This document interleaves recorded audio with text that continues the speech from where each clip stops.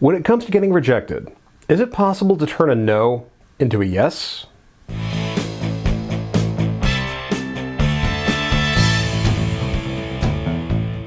Hey everyone, Mahershala Ali from NerdLove.com, and today I want to talk to you about one of the realities of dating. You're going to get rejected.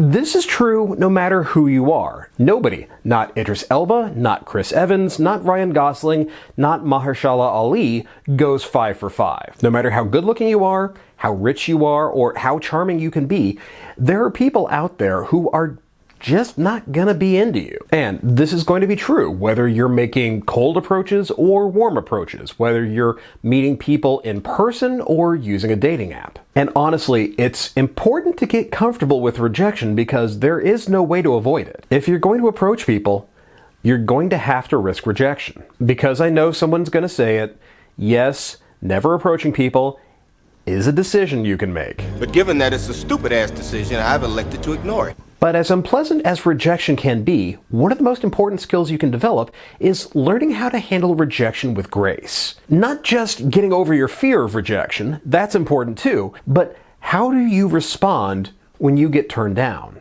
See, there are a lot of people who react badly. This can range from having a minor freakout at the bar to a lengthy saga that starts with being turned down for a date and ends with asking Reddit, how can I get around a restraining order?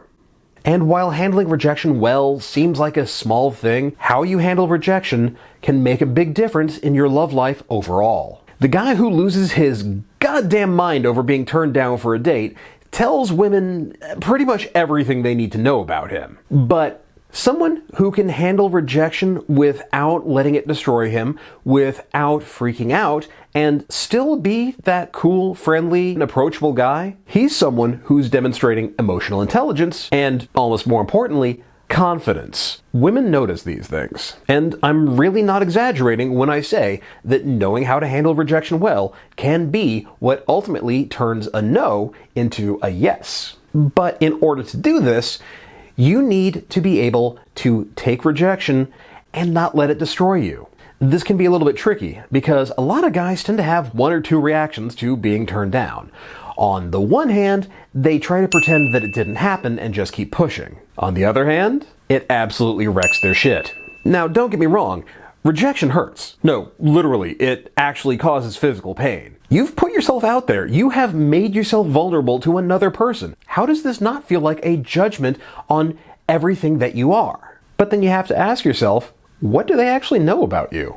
More often than not, you're approaching a relative stranger. They didn't even know you existed until a few minutes ago. The only information they have to go off of is what you've given them in the time that you've been talking to them. Of course, that goes both ways, because you don't know anything about them either. They have exactly as much importance in your life as you're willing to give them. By letting a complete stranger have the ability to destroy your self-esteem, you've given up your power and handed it over to someone who is ultimately insignificant in your life. This is really kind of like throwing a fit because McDonald's is out of your favorite dipping sauce. Yeah, it kind of sucks, but let's be real, the chicken nuggets taste better with ketchup anyway, so get off the floor, grab a couple of extra packets, and let the person behind you get their order in already. Okay, that metaphor may have gotten away from me. The point is, you don't know what their story is. Like I said in my episode about getting over the fear of rejection, the reason why people turn you down often has absolutely nothing to do with you at all. But by taking it so personally, treating each rejection as though you were just one step closer to dying alone, you're detonating your own self-esteem for no reason. This is why, in the moment, you have to just let it wash over you without actually touching you. Tell yourself, hey, this sucks, but I'll get over it. Brush the dirt off and move on to find someone who actually does want what you have to offer. After all, there are millions of women out there, and most of them are gonna be just as amazing as she was, if not more so. Now, I'm not gonna lie. It's really hard to make that happen at first. But not letting rejection destroy you is a skill, and any skill can be developed with practice. When you get rejected, tell yourself, okay, I can learn from this. I will take this and I will pick this apart and I will figure out what went wrong, even if it's just a matter of the two of us weren't compatible. But I'll do that later.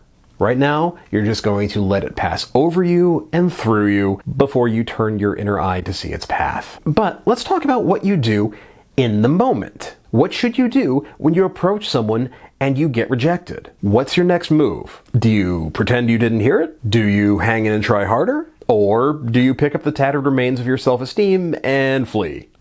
And the answer is yes. Stick with me for a second. I promise this will all make sense in the end. One of the mistakes that a lot of people make, especially when it comes to cold or just lukewarm approaches, is that they just vanish at the first sign of resistance.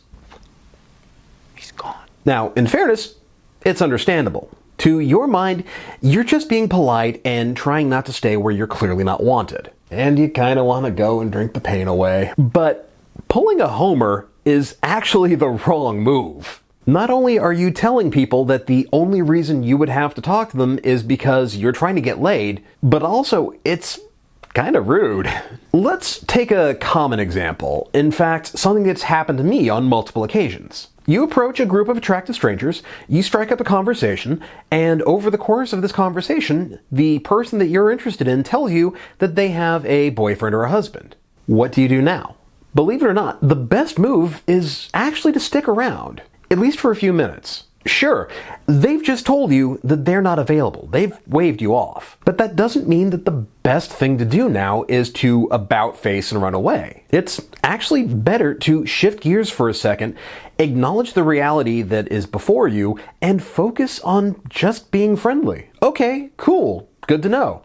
So, is this just a night out for everybody, or are you guys celebrating something? Even when you're at a busy club, staying engaged and friendly is actually your best option. By changing gears and being a cool social guy instead of suddenly going, "I'm only here to hit on you," not only do you avoid being weird, but you also have a chance to get an in with anyone in the group who is single. Being that cool, friendly, social guy means that you will ultimately have the group's approval when you start flirting with someone else. Just don't start going down the line each time you get rejected. At the same time, by taking a few minutes to make some small talk before you leave, you're just being polite. And while it's really easy to get lost in the churn of a busy club, at lower key bars or parties or social gatherings and meetups, just bouncing out as soon as you get turned down is gonna make it look like a tool. And believe me, people at social gatherings and meetups and the like are gonna talk about the guy who's clearly only there to get laid. Also, as a complete aside, if someone tells you that they have a boyfriend or a husband, don't try to prove that they're lying to you. Even if they are, catching them out isn't gonna magically change their minds and make them want to sleep with you. When a single woman tells you that she has a boyfriend or a husband, she's doing so because a lot of guys won't take no for an answer, but will try to avoid stepping on somebody else's territory. Yeah, it's kinda gross. But let's say it's a case where they just don't seem to be that into you. Maybe they seem annoyed, maybe they're a little dismissive. If this is one of those cases of simply bad timing, wouldn't that mean by hanging in there you could change their mind and actually put them in a better mood and make them want to talk to you? Couldn't sticking around turn go away into, so, how about a drink? And the answer is, sometimes. Persistence can work if you're socially well calibrated and you know how to do it properly. Now, I want to be clear here. This is kind of varsity level stuff. Careful persistence doesn't mean that you just keep hanging around and trying to argue your way past a rejection. You don't want to try to stay where you're not wanted. And it doesn't mean that you take a soft no as an excuse to keep pushing. But by not making an about face and immediately walking away, by staying calm and rolling with the situation, you can diffuse and ultimately turn around an unpleasant reception. While I could just explain things, sometimes it helps to have an example of how careful persistence can sometimes pay off. And one of the best ways to do this is actually watching how similar scenes play out in pop culture. While yes, pop culture has definitely taught us a lot of the wrong lessons about love and sex, there's also a lot we can learn from it. Case in point, a scene from Shane Black's Kiss Kiss Bang Bang provides an excellent example of how to handle a rejection and ultimately turn it around. Now, to be clear, this works because Shane Black decided that it does. And honestly, Some of the ways that Robert Downey Jr.'s character responds to another character in this scene is problematic. But this is actually a great example of what to do when you're faced with rejection during a cold or lukewarm approach. Jack and soda, thanks. Evening. Harry. Oh, God, I'm sore. I mean physically, not like a guy who's angry in a movie in the 1950s. Oh, didn't I just see you at a party a couple hours ago? Why? Why, what? Why me? Why? Seriously, why not the girl over there? Look, she's very pretty. Which one? On the left, next to Brazilian Billy Bob Thornton. Oh, that's a bit of a reach. The first thing that you'll notice is that Robert Downey Jr.'s character Harry has been given a soft no. By reacting so strongly and suggesting that he'd be better off talking to other people, Harmony is telling him that she's really annoyed and would really rather be left alone right now. But here's the thing, Harry is non-reactive here. He doesn't immediately turn around and leave, but he also doesn't call her out for being in a bad mood. He recognizes that maybe he's messed up, and he tries to make it up to Clearly her. I'm interrupting. I feel badly. What are you drinking? Bad. Bad. Sorry, You feel bad. bad? Badly is an adverb, so to say you feel badly would be saying that the mechanism which allows you to feel is broken. Well, that one over there. When it seems like there's no salvaging this interaction, he makes it clear that he's ready to leave if that's what she would prefer. Oh God, Nix, that's... Here's the important thing. Blonde's pathetic. Because, Well, for starters, she's been fucked more times than she's had hot meals. you know, I heard about that. It was neck and neck, and then she skipped lunch. He's doing all of this on her terms, playing off what she has to say instead of trying to dominate the conversation. You tell. Worst thing is she's 35 years old and still trying This to act. is what actually keeps him in the interaction. It's over, baby. You missed. Charitable of you. May I ask how old you were? Go for it. Okay, how old are you? 34. Yeah. I'm a baby. He's giving her the respect of hearing her out instead of trying to be the one doing all the talking. Where's your buddy? The guy you Why, left he's the a party with? fucking asshole. I just need a ride. He's giving her room to vent and riffing off of what she has to say, and in doing so, validates Sorry, her, I swear a lot. I know. It's okay. as well as giving him an opportunity to joke around with her and show off a little bit of his sense of humor. Hi, Jen, you look really familiar, though. That willingness to just listen instead of trying to change the Buzz. subject or Go, direct Mr. where the Fry. conversation was going to go is talking to what your friend here. ultimately doesn't wanna leads to talk to you. her Sunshine, letting should her be back to guard the down a ranch, little just bit and opening up to him, and then deciding maybe she's going to give this guy a chance. I'll tell you what. Just change your mind about that drink. I'll be over there with Native American Joe Pesci.